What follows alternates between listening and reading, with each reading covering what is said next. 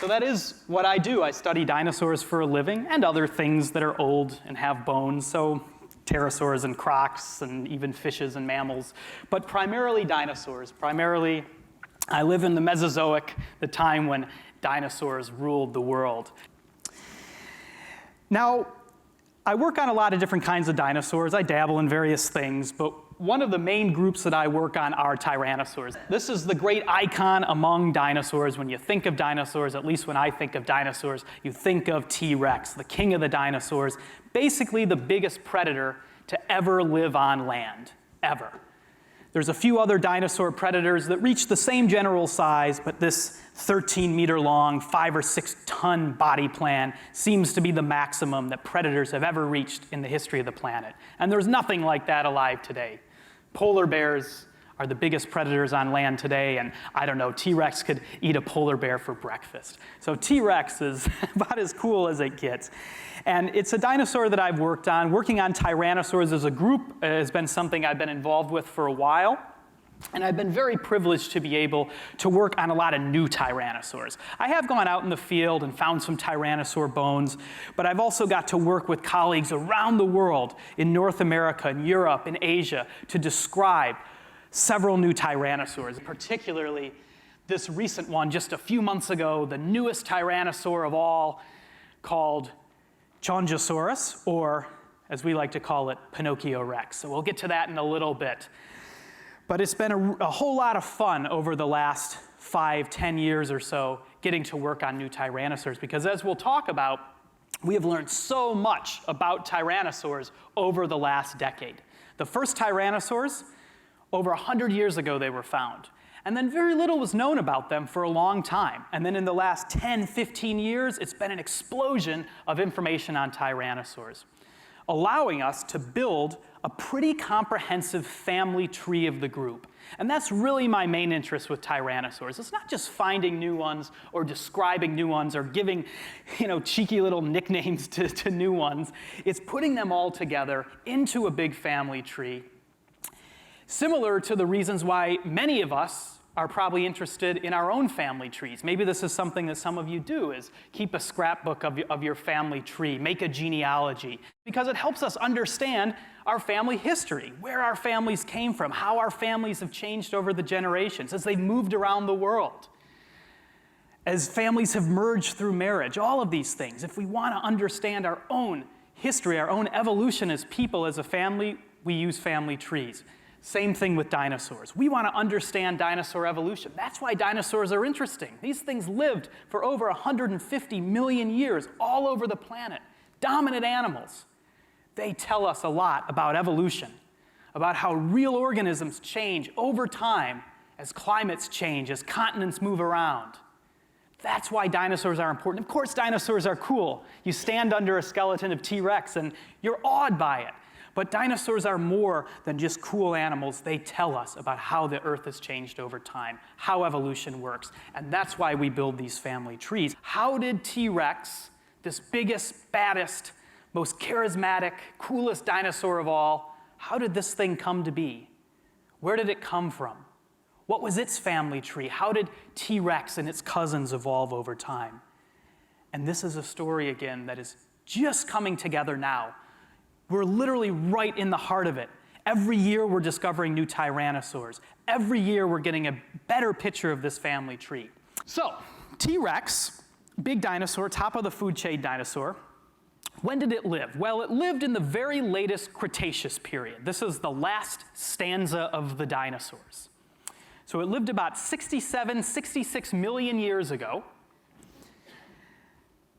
And this was right before, literally right before, that asteroid came down and wiped off the dinosaurs. In fact, T-Rex would have witnessed that asteroid impact. We have fossils of T-Rex just centimeters below that boundary in the rocks, where there's a whole bunch of iridium, a whole bunch of other elements that tells us that an asteroid hit. So T-Rex witnessed that asteroid impact. It was one of the last surviving dinosaurs of all.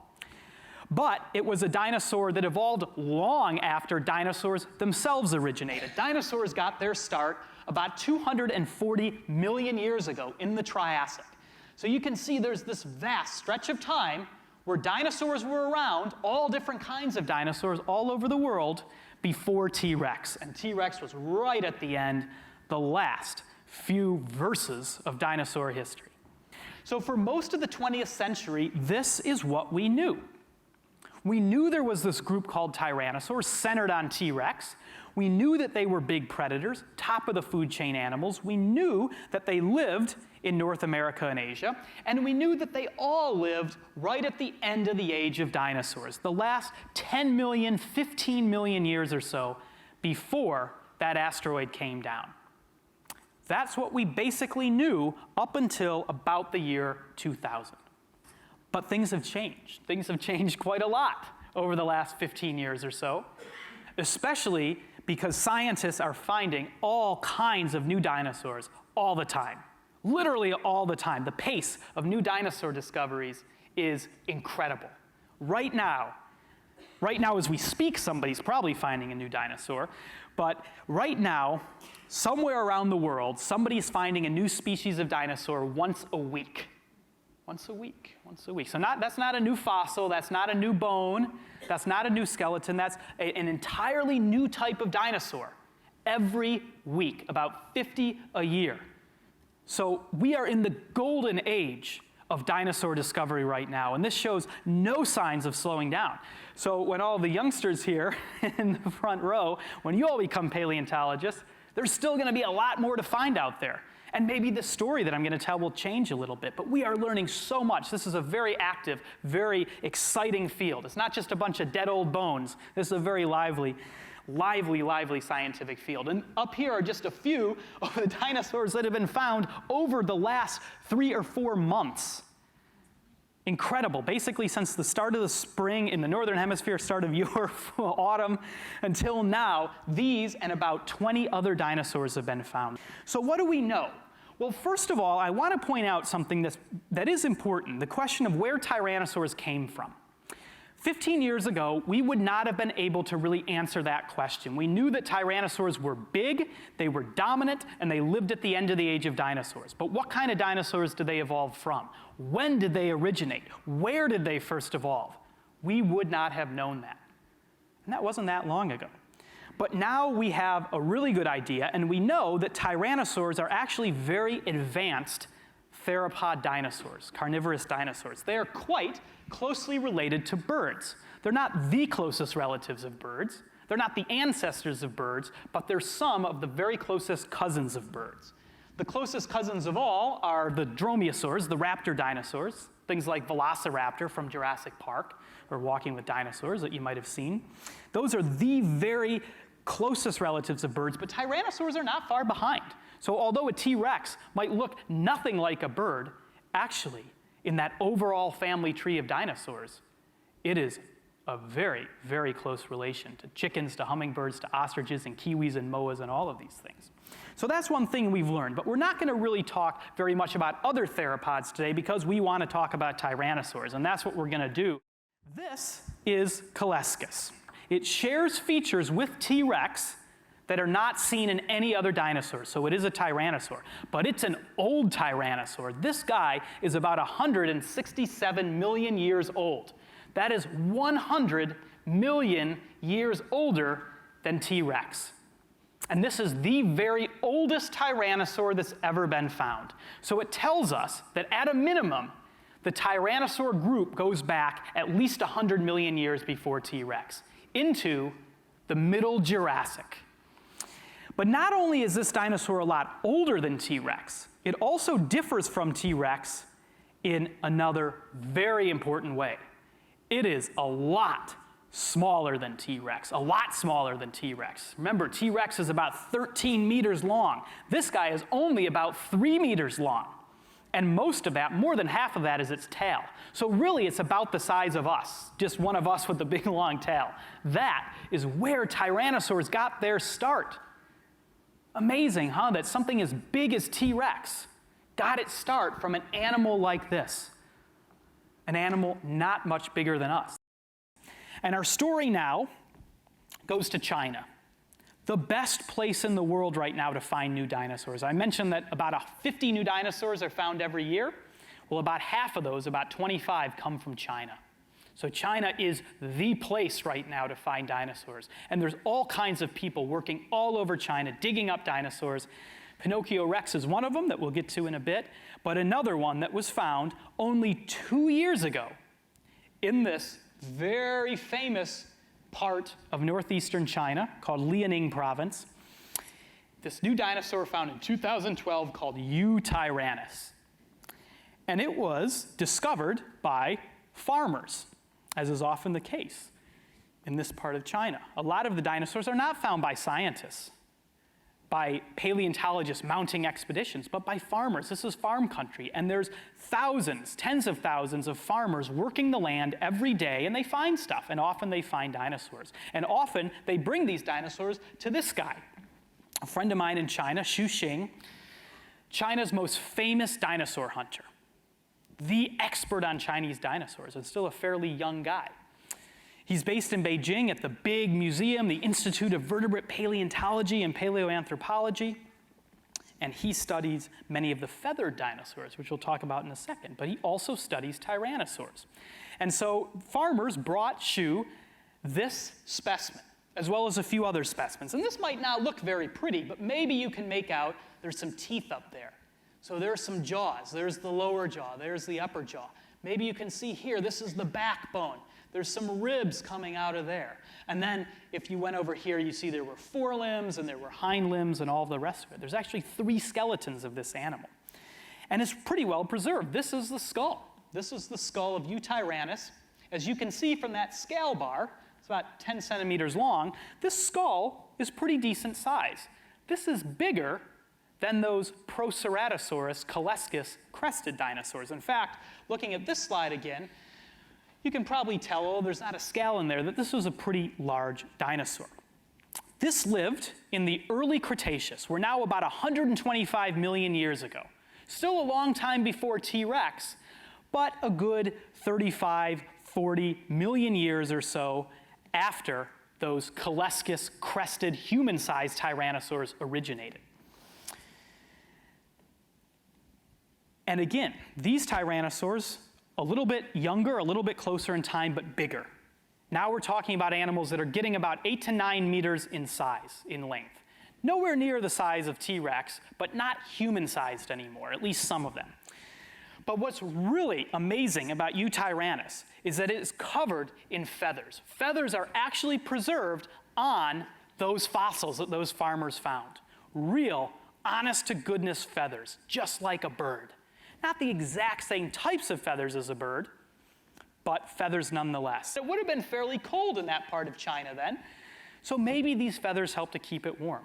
These animals certainly weren't flying. Feathers evolved for a reason other than flying, and keeping warm was probably the reason they developed, just like hair developed in mammals. These types of very simple feathers look like hair. Now, I don't have a great picture of those feathers because they don't photograph that well. They're kind of compressions on this limestone slab that the bones are found on. And it's really tricky to get the lighting perfect, especially when you're not that good at photography like I am. So, there is another tyrannosaur, though, a second type of tyrannosaur from the same rock unit that also was found covered in feathers. And this is a more photogenic tyrannosaur. It's a little guy called Dilong. So it's just about this big. It's about the size of a dog, a small dog, actually. It would have only weighed a few kilograms. It was a tiny little dinosaur that you could have had as a pet, although it would have eviscerated you probably, but at least it was the right size to have as a pet. Very cute little thing. And it, again, was also found in China. Same place, rocks, 125 million years old, but it was a different kind of tyrannosaur. It was much smaller than Tyrannus. So Tyrannus is a little bit of an outlier.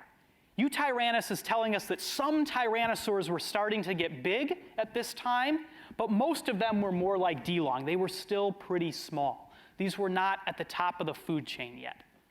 But what makes Dilong really cool, again, is that its feathers are more photogenic. And this, right here, are some of the best preserved feathers of all on Dilong, on the real specimen in China. So these are 2 tailbones. One tailbone here, one tailbone there, and these little things at the top, they look kind of like scratches. Those are feathers. They're hair-type feathers. They're not like the feathers of birds that birds use to fly. They're not like the quill pen feathers. They're not that complex. These are very primitive feathers, some of the first feathers that ever evolved. And again, they probably evolved to keep these dinosaurs warm. These dinosaurs were not flying. But later, an offshoot of these dinosaurs would evolve into birds that could fly. But this is really a beautiful fossil and very, very good evidence that tyrannosaurs were feathered. And really, probably all tyrannosaurs had some kind of feathery coat, but it's so hard to ever preserve feathers. Feathers are soft. Most of what we find as fossils are bones and shells and teeth, hard parts. But feathers, skin, muscles, the softer parts, those decay really quickly. So it's very hard to get them preserved. But in this site, where Eutyrannus and Delong are found, these dinosaurs were lucky enough to be living near some really big volcanoes, maybe a little bit like here in New Zealand, except these volcanoes would erupt a whole lot more. And every time they did so, it was like Pompeii. These big clouds of ash would drown, would bury all of these dinosaurs. And they buried them so quickly, it's just like in Pompeii, where you have these humans basically killed and preserved going about daily life, cooking dinner and that kind of thing. Well, these dinosaurs were all preserved very quickly too. So quickly that those soft bits like their feathers didn't decay. And that's why we have feathers here. That's why probably all other tyrannosaurs were feathers, but we don't normally see feathers. And these feathers are the best evidence that we have, really, that birds evolved from dinosaurs. And these are some of the other feathered dinosaurs from the same place in northeastern China. None of these are tyrannosaurs, but just an example. There are over 10,000 specimens of real, bona fide dinosaurs from China covered in all kinds of feathers. And some of these feathers, like on this guy, Microraptor up here, are the quill pen type of feathers of living birds. They had wings. These animals, dinosaurs, could probably fly. But that's a bit of a tangent because as cool as this story is, this is the kind of stuff I did my PhD on actually, as much as I would love to talk about that, we need to get back to our Tyrannosaur story. Well, this is where we get into a pretty neat story. And this is where we go back to China. But quite far, this is where Eutyrannus and the feathered tyrannosaurs are, from up here. But we go south into southern China, about a couple thousand miles down south to this area around the city of Ganzhou. And this is where Pinocchio Rex comes from, one of my favorite tyrannosaurs of all.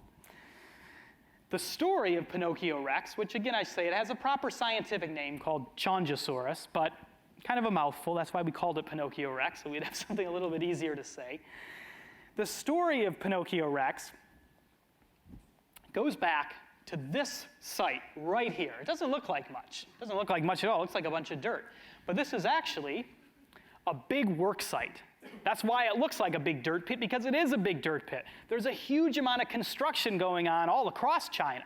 Roads and buildings, hospitals, all kinds of things being built as China grows, as China expands. And this part of China, there's a whole lot of building. And this part of China just so happens to have all of this red rock that was formed right at the end of the age of dinosaurs, right at the same time T-Rex was living in North America. And this rock is full of dinosaur bones. So in 2010, a work crew working there, building a new building right at this site, was digging in with the digger, with the backhoe, and they hit something that was a little bit harder than the soft red rock that they were used to. So they stopped the excavation, they cleared it all out, they went down, and they saw, as luck had it, as one does, that they had found a nearly complete skeleton of an 8 or 9 meter long tyrannosaur. Imagine the luck there. You're just going about your job, just a normal day, and you find a skeleton of a tyrannosaur. So they knew this was big. They knew this was important. This was a beautiful looking fossil, a complete skull, lots of teeth. And so they called in the experts. They called in the local museum. Thankfully, they called the museum. They didn't sell it to somebody. There were some fossil poachers that got word of this and almost stole this specimen, but thankfully that didn't happen. But instead they called the museum, and the museum called up this guy, my friend in China, Jin Cheng Liu, another one of China's great dinosaur hunters, also based in Beijing, and asked him to take charge of this project, figure out what this dinosaur was. And Jin Cheng works on a lot of stuff. He's a big expert on pterosaurs as well as dinosaurs. And he's an expert on small dinosaurs, small meat-eating dinosaurs, but not really on tyrannosaurs. So he just so happened to have a friend in Scotland who worked on tyrannosaurs. So I saw him at a conference, and he said, Steve, I got to show you some pictures. And he brought open his laptop, and he showed me some pictures, and I was blown away, and I knew there was a new Tyrannosaur, and that's how I got to work on Pinocchio Rex. So I've gone down to this part of southern China, to this amazing museum in Guangzhou. This is just part of one of the storerooms. This is the skeleton of Pinocchio Rex down here. Bits and pieces of it, but nearly the entire skeleton is there. All of these are dinosaur eggs. And a lot of these are nests. There are thousands of dinosaur eggs in this museum. So one of the most amazing places I've seen. Just a treasure trove of dinosaurs. I mean, just one of these right here is, more dinosaur fossils than Scotland and New Zealand have combined. So an incredible place. Now we went down there, I worked with Jin Cheng to describe Pinocchio Rex, and it is a stunning specimen. This is the skull of Pinocchio Rex. The teeth have fallen out. It doesn't have a beak or anything like that, but there would have been a lot of big teeth there. And as you can see, almost the entire skull is there, just little bits of it missing. This skull is about this long or so, a big animal. Not quite T-Rex size, but 8 or 9 meters long, 1 or 2 tons. This was one of these big bruising tyrannosaurs. So we are now back in the late Cretaceous, right before the end of the age of dinosaurs, when tyrannosaurs ruled the land. This is one of them. This is a big boy. And we have a whole lot of it. The skull there, here's some of the rest of the skeleton. This is the neck. This is the tail. This is one of the thigh bones. This here is part of one of the feet, and there's a whole lot more, but this is just a brief little sample. So we have almost the entire skeleton. That's very rare for a new tyrannosaur. And you can see it has this long snout. That's why we call it Pinocchio Rex, because of the long nose. And if you compare this to the skull of, say, T-Rex, the skull of T-Rex is much shorter, much deeper, big, robust, strong skull. This is much longer, much more lightly built. And it also has some weird little horns. Not big horns like Triceratops, but little bumps on the top of the nose. And there's also other horns that are sticking out of the skull here, and there's a little one here as well. Not very easy to see. But that's what sets Pinocchio Rex apart from T-Rex, this very distinctive, very strange skull. This is what we think Pinocchio Rex would have looked like. Kind of a psychedelic painting here. There's rainbow colors on the snout, maybe. Who knows? We can't, we don't know for sure, so why not? But this is by a great Chinese artist, Xiao Chong. And this is just a great image. This is one of the reasons why Pinocchio Rex got a little bit of attention in the news, because people could see this image and it just blew people away. This is like some kind of alien from the distant, distant past. And here's one Pinocchio Rex chasing a small feathered dinosaur. Here's another Pinocchio Rex eating a lizard. We find fossils of feathered dinosaurs, of lizards, with the fossils of Pinocchio Rex, so there's a whole lot of fossils there. And so we think Pinocchio Rex was something of a second-tier predator. It was not quite at the top of the food chain, because it would have lived with those T-Rex-sized tyrannosaurs that were bigger, 13 meters long, 5 or 6 tons. So this guy, although it was 8 or 9 meters long and weighed a couple of tons, it still was not the baddest boy in town. It was still below T-Rex on the food chain. And we think that long snout and its lighter skeleton and its longer legs compared to T-Rex would have allowed it to feed differently, to rely more on speed, on stealth, than on the brute strength of these huge top of the food chain T-Rex type dinosaurs. So that's why we think it had this weird long Pinocchio snout. And so we can slot in now these long snouted tyrannosaurs into our story. And they come, again, at the very end of the age of dinosaurs. At the same time T-Rex was living, most tyrannosaurs now were at the top of the food chain, but some of them were these smaller, long-snouted ones. So you had tyrannosaurs at the top of the food chain. You had other long-snouted tyrannosaurs one level below them on the food chain. So tyrannosaurs really were dominant. They not only were the biggest, meanest meat eaters, but they were filling different roles in those ecosystems right before the asteroid hit. one day, one Tuesday morning, a big rock, 10 kilometers wide, fell out of the sky. It hit what is now Mexico. Within seconds, it unleashed tsunamis around the globe, wildfires, dust blocking out the sun, ecosystems, photosynthesis shutting down, nuclear winter, global warming over longer timescales, and that killed off the dinosaurs, except for those few lucky birds, feathered dinosaurs that could fly that made it through that bottleneck, that went on then to evolve into the 10,000 birds, the 10,000 dinosaurs that are still alive today.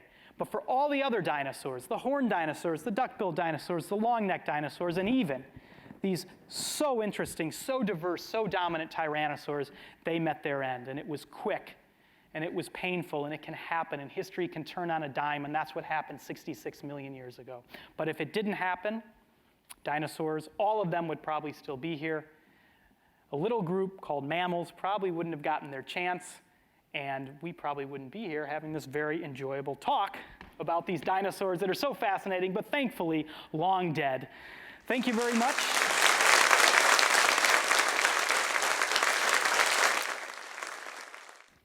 You said that Tyrannosaurs, 13 meters, Tyrannosaurus Rex, would have been the biggest that they get. But what about Spinosaurus? Wasn't it like 16 meters? Maybe. So Spinosaurus, there's a couple things about Spinosaurus. Spinosaurus is one of these dinosaurs with a sail on its back. It lived in Africa about 90, 100 million years ago. And it might have been bigger than T-Rex. We don't know for sure because we don't have a complete skeleton of Spinosaurus. We have complete skeletons of T-Rex, so we can measure them snout to tail. Spinosaurus, we have less. But what's known, and there was a new one that was announced last month, it's pretty big. About the same size as T-Rex, maybe even a little bit bigger. But Spinosaurus probably ate fish more than anything else. So it would have eaten other dinosaurs, but it probably ate fish more than anything else. So it was kind of a different kind of dinosaur. It wasn't really purely a meat eater. So I don't really even put it in the same category as T-Rex, but it probably would have been a little bit bigger. Yeah, but not a whole lot bigger. What kind of university should people go if they want to be paleontologists? Well, you should come to the University of Edinburgh in Scotland. No, there's a lot of places around the world where you can study. There are paleontologists here in New Zealand. There's quite a few in Australia at various universities. And all over the world, really. Really all that you have to do, especially early on, is just find a place where you can study biology, so animals and organisms and life, and also geology, rocks and the earth. And if you study those things, then over time you can build up your knowledge and then specialize in paleontology. So you can do it many places. It's not only just one or two. So you've got a long time. Keep your options open, but we'll see you in Edinburgh in about 15 years. What are the factors, why are we finding them more and more? Like one a week is quite a big find, isn't it? What's causing that? Yeah, I mean, we're finding a whole lot more now than we ever used to. There's a few reasons for that. I mean, there's a lot more interest in dinosaurs. Jurassic Park really did a great service for paleontology. It brought dinosaurs into the public eye, and it also brought kind of this new image of dinosaurs as exciting, as dynamic, as very bird-like. As relevant, as not just these creatures that were doomed to extinction, like my parents were taught in school. And that was a big part of it. And that's just not kind of arm waving. I mean, I have many colleagues that became paleontologists because of Jurassic Park. Many museums started to hire dinosaur curators right after Jurassic Park. Some of my closest friends and colleagues that are kind of one generation older than me were hired specifically because their museums, mostly in the US, wanted a dinosaur expert because of Jurassic Park. More funding went into the field because of Jurassic Park. So that's all part of it. But in places like China, these countries have just opened up tremendously. There are many young people in a lot of countries around the world that are studying paleontology. It's not just Westerners that are going over to these places as imperialists and digging up all the bones and bringing them back. But there's actual institutions in a lot of these countries, especially China and Argentina, two of the best places now for finding dinosaurs. There's universities with paleontology departments. There's museums. There's public interest. So really all over the world, people are interested in this, a ground-up kind of thing. So talks like this really are part of that. I mean, all of you came out because you're interested in dinosaurs, and this factors up. It makes, people like me be able to have a job, which is great.